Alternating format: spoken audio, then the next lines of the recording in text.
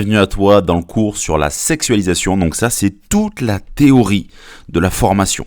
D'accord? C'est comment vraiment faire pour sexualiser. Je vais vraiment tout expliquer, les chemins à prendre, ceux à éviter, si tu as des obstacles, comment les contourner, comment faire avec tout cela. Et après, dans les autres vidéos, tu verras comment sexualiser en pratique dans des conversations où je sexualise et je te montre précisément comment je fais. D'accord? Donc là, c'est vraiment la théorie. Alors, sexualiser, déjà, on va commencer par ce qu'il faut éviter quand tu veux sexualiser. La première chose, c'est que tu dois éviter d'écrire quelque chose et qu'elle te voit venir. Tu vois, typiquement, là, je te mets un exemple. C'est quelqu'un qui m'a envoyé cet exemple-là. Et donc, il est en train de se baigner dans sa piscine et il lui dit « J'aurais bien vu tes petites fesses dans l'eau en train de barboter. » Donc là, il tente une sexue. Elle dit « Mes grosses fesses en train de flotter, oui. » Et là, il lui répond « Tu ne sais pas nager, auquel cas je serai obligé de plonger pour te sauver et de te faire du bouche à bouche. Promis, je ne mets pas la langue, enfin pas tout de suite. » Et là, il lui répond « Si je nage, du moins, je ne coule pas. » Mort de rire. Donc là, en fait, qu'est-ce qu'il faut voir là-dedans? C'est qu'il tente de sexualiser. Il est quand même très très lourd dans ce message-là. Et déjà, une première chose, quand il lui dit « J'aurais bien vu tes petites fesses dans l'eau en train de barboter », quand elle écrit « mes grosses fesses », qu'est-ce qu'elle fait? Elle ne fait que se disqualifier. Elle dit « Je ne veux pas sexualiser, je ne suis pas assez en confiance pour attaquer ce terrain avec toi. » Et ensuite, là, il sexualise de façon... Enfin, il essaie une approche un peu plus maladroite. Et là, vraiment, on voit qu'elle n'est pas du tout réceptive. Elle n'est pas du tout réceptive parce que, en fait, elle ne répond vraiment pas à son message, tu vois. Elle ne reprend aucun mot de son message. Donc tu vois, si vraiment elle te voit venir, si par exemple tu dis j'aurais bien vu tes petites fesses dans l'eau en train de barboter et qu'elle dit mes grosses fesses, c'est qu'elle se disqualifie. Elle dit je te plairai pas. Donc ça veut dire il faut pas sexualiser. Il aurait plutôt dû répondre je vois que tu as une piètre estime de toi-même. Plus le prénom, Marie par exemple. Ok. La deuxième chose, quand tu sexualises, si tu commences à sexualiser, que tu vois que la fille elle rentre dans ton jeu, dans la sexualisation, c'est qu'il ne faut pas que tu t'éternises, d'accord? Parce que si tu t'éternises, il va y avoir une baisse de l'excitation. Tu dois toujours en garder sous la pédale pour progresser parce que tu vas le voir, dans la théorie aussi dans la pratique, tu vas devoir y aller crescendo. Et ça, c'est hyper important. Donc, ne t'éternise pas. Généralement, si tu sexualises avec une fille, ne le fais jamais pendant plusieurs jours d'affilée. Tu peux le faire pendant 2-3 jours maximum. Et encore, tu dois alterner entre du confort et de la sexu, mais au bout de la sexualisation, qu'est-ce qu'il doit y avoir? Il doit y avoir une rencontre, ok? Donc ça, c'est très important, de ne pas s'éterniser. Et ensuite, tu ne dois pas parler de massage ou autre qui est trop connoté sexe dans l'imaginaire des filles. Pourquoi? Parce que tu es prévisible, ok? Souvent, il y a des mecs qui essaient de commencer une phase de sexualisation en parlant de massage. Le problème, c'est qu'il y a trop de mecs sur les sites de rencontres ou même par SMS qui essaient de sexualiser en parlant de massage. Tu vois, ils pensent que ça va déraper et c'est pas bien du tout. D'accord? Donc, parler de massage, ça peut fonctionner sur certaines filles, mais beaucoup d'entre elles, une large majorité, vont te voir arriver, ok? Et tu ne seras pas du tout séduisant, parce que si jusque-là, tu avais réussi à créer de la confiance, mais que tu sexualises en parlant de massage, elle va se dire, oh, finalement, elle va être déçue. Donc ça, voilà, c'est vraiment les 3 choses à éviter en termes de sexualisation. Maintenant, voyons. Sexualiser, alors quand le faire? D'accord? Donc, quand sexualiser sur une application de rencontre ou par SMS. D'accord? Donc, c'est dès le début de la conversation. Tu as le choix. Soit tu le fais dès le début de la conversation, soit en cours de conversation. Chacun comporte son lot d'avantages et d'inconvénients que nous allons voir de suite. Si tu le fais dès le début de la conversation, en avantage, c'est que tu as un gain de temps en fonction de ton objectif. Par exemple, si tu sexualises parce que tu as envie de te trouver une relation légère et parce que toi, ça t'excite de sexualiser avec les filles, tu vas avoir un gain de temps. D'accord? Parce que tu vas sexualiser très vite. Et la fille, soit elle est réceptive, soit elle n'est pas réceptive. D'accord? Soit elle va te dire, elle va te matcher direct sur Adopt a Mec ou sur Tinder.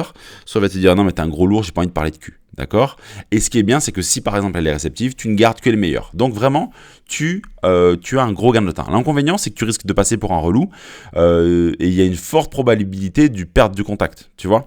Tu risques vraiment de te faire unmatcher, même si c'est bien fait, mais bon. Voilà, donc dès le début de la conversation, il y a ses avantages et ses inconvénients. À toi de voir. Encore une fois, il n'y a pas des bonnes façons et des mauvaises façons de faire. Ok, c'est juste en fonction de ton objectif. Moi, tu verras dans les différentes conversations que je vais t'analyser après, dans la pratique, il y en a où je sexualise dès le début et il y en a où je sexualise au cours de la conversation. Et je vais expliquer après comment faire et pourquoi j'ai fait ces choix-là.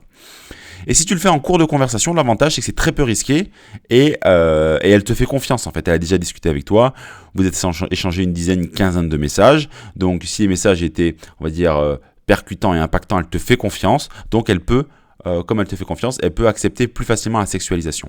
Et l'inconvénient, c'est que si t'es pas bon dans ton game écrit, c'est que t'es un ancrage trop amical dans l'esprit de la fille.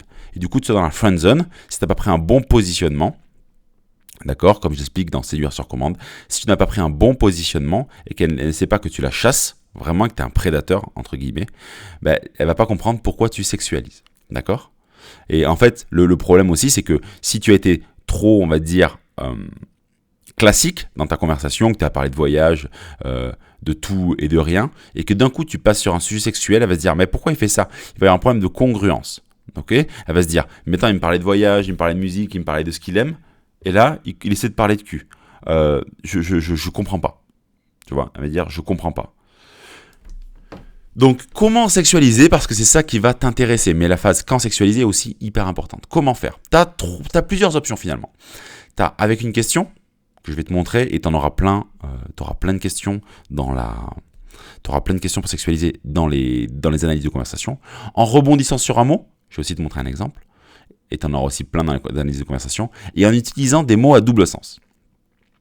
Alors avec une question, ça peut être par exemple, si tu avais des lunettes à rayon X, Marie, quelle serait la première chose que tu regarderais systématiquement chez un homme? Donc tu vois, il faut que tu y ailles crescendo. Tu vas pas directement lui demander sa position préférée, parce que ça, c'est pas la sexualisation.